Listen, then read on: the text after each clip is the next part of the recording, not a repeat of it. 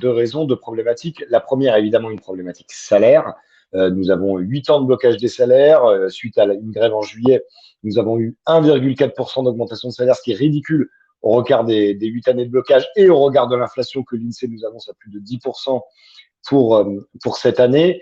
La SNCF, c'est une entreprise qui a fait plus de 2 milliards d'euros de bénéfices. Et la deuxième raison, c'est l'effroi, les mois qui a déclenché chez les cheminots et chez des milliers de salariés en France le recours aux réquisitions de la part du gouvernement, c'est-à-dire une réponse uniquement policière à la grève, beaucoup de brutalité. La réquisition, c'est pas juste un acte administratif, c'est des policiers, des gendarmes qui viennent chez vous, éventuellement vous menottent devant vos familles pour vous forcer à retourner au travail.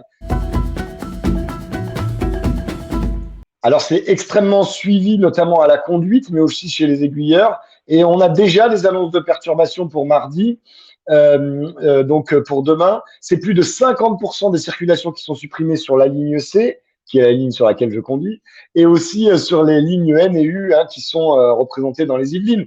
Donc, c'est un mouvement qui est large, qui est fort, et qui s'est organisé à l'arrache en quelques heures, en quelques jours. Donc, qui montre que vraiment, il y a un émoi très important des cheminots sur la question des salaires et bien sûr sur la question de la défense du droit de grève.